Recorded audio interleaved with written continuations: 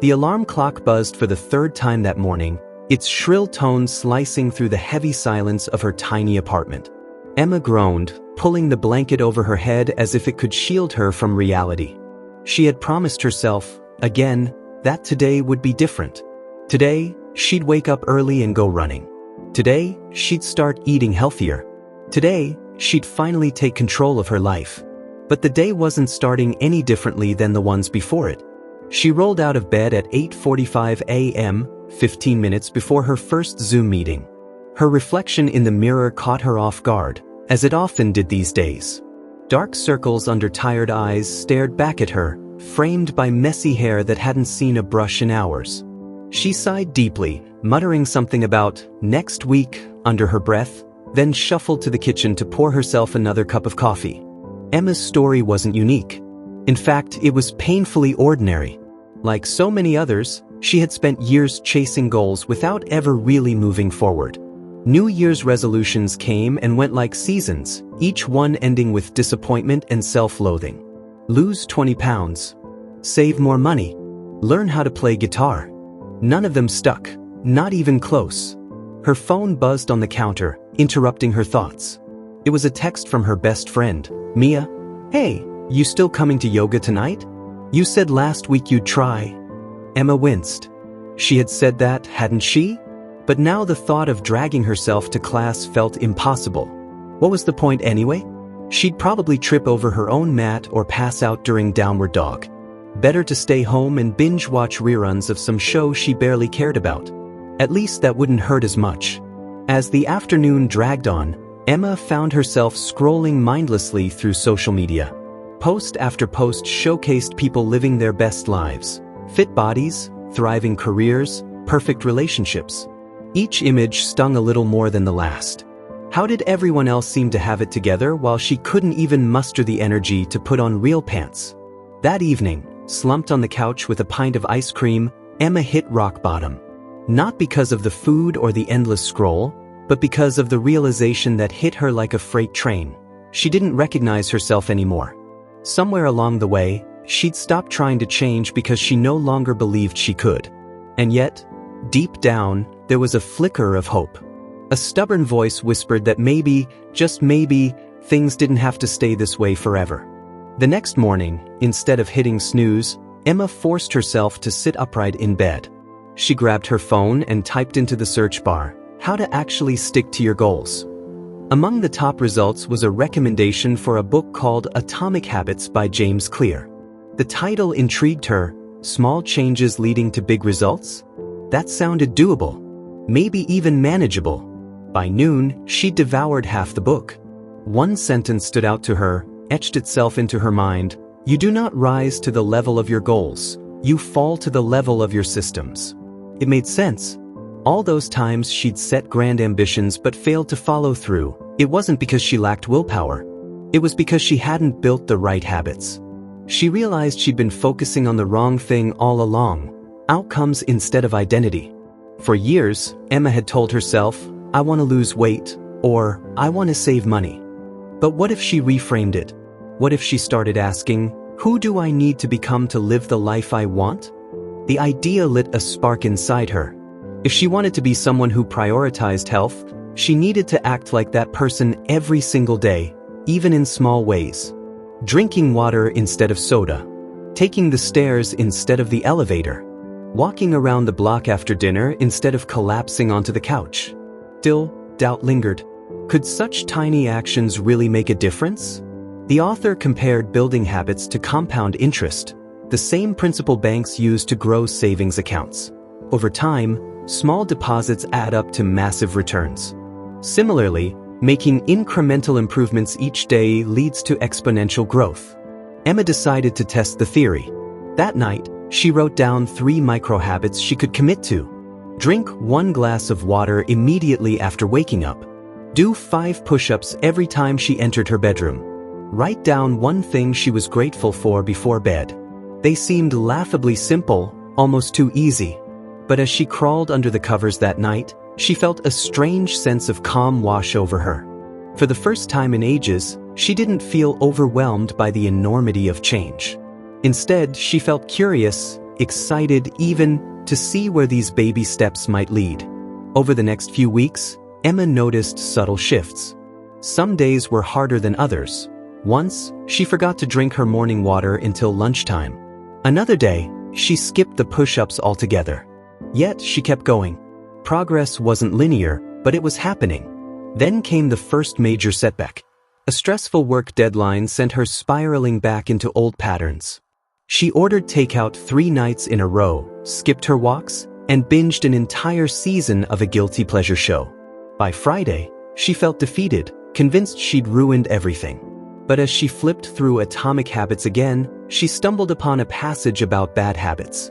They aren't broken overnight, they're replaced with better ones. And breaking them requires understanding the cues and rewards driving them. Emma realized her late-night snacking wasn't just about hunger. It was about comfort, distraction, and escape. Armed with this insight, she brainstormed alternatives. Instead of reaching for chips when stressed, she tried lighting a candle and journaling for 5 minutes. When boredom struck, she picked up a coloring book she'd bought months ago but never used. Slowly, the cravings began to fade. Not completely, but enough to give her hope. One crisp autumn morning, Emma woke up before her alarm. She slipped on her sneakers and stepped outside, feeling the cool air fill her lungs. As she jogged down the quiet street, she noticed something remarkable. The trees lining the sidewalk weren't towering giants overnight. Their branches grew thicker, their roots deeper, one season at a time. It dawned on her, her transformation was like those trees. Every tiny habit she practiced was adding layers of strength, resilience, and possibility. She smiled, picking up her pace as the sun peeked over the horizon. But just as she rounded the corner, a figure appeared in the distance, a neighbor walking his dog. He waved cheerfully, calling out, "Morning run, huh? Keep it up." Emma froze mid-step. Was he mocking her? Or genuinely encouraging her? Either way, the encounter left her shaken. Did people notice her efforts? Did they care? And most importantly, did she care? Her heart raced as she stood there, torn between turning back home or pushing forward. This was her moment of truth, a decision that would shape everything to come. Emma hesitated for only a moment before putting one foot in front of the other. She wasn't going to let self-doubt derail her, not today.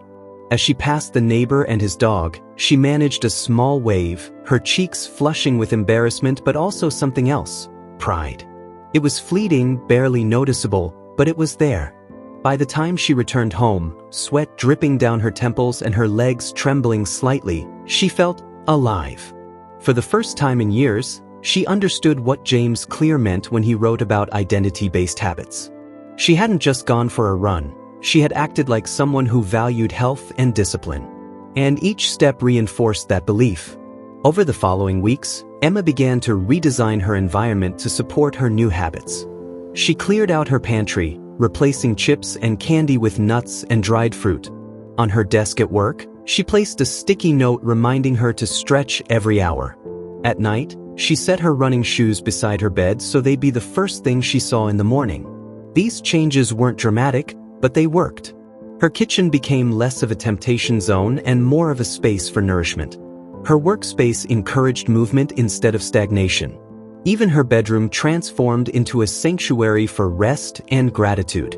One evening, while tidying up, Emma stumbled upon an old journal tucked away in a drawer.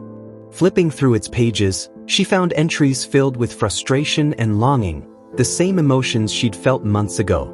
But now, those feelings seemed distant, almost foreign. She realized how far she'd come, not because she'd achieved some monumental goal, but because she'd started showing up for herself consistently. Her progress wasn't limited to physical health either. Those 5 push-ups in her bedroom? They evolved into full-body workouts streamed from YouTube. Writing down one thing she was grateful for expanded into nightly reflections that helped her process her day. Each habit created a ripple effect, spilling over into other areas of her life. At work, she noticed she was more focused and productive. At home, she laughed more often and felt lighter. Even her relationships improved. When Mia invited her to yoga again, Emma surprised both of them by saying yes, and actually showing up. The class was harder than she expected, and she nearly gave up halfway through. But then she remembered a concept from Atomic Habits: habit stacking. After brushing her teeth each morning, she'd started meditating for 2 minutes. What if she applied the same principle here? Instead of focusing on mastering every pose, she decided to celebrate completing just one, Warrior 2. By the end of class, she'd done several poses correctly, thanks to this incremental approach. As winter approached, Emma faced another challenge: maintaining momentum during the colder months. Days grew shorter, and the urge to hibernate became stronger. One particularly dreary afternoon, she found herself staring out the window, tempted to skip her walk. Then she recalled another lesson from the book: make good habits attractive.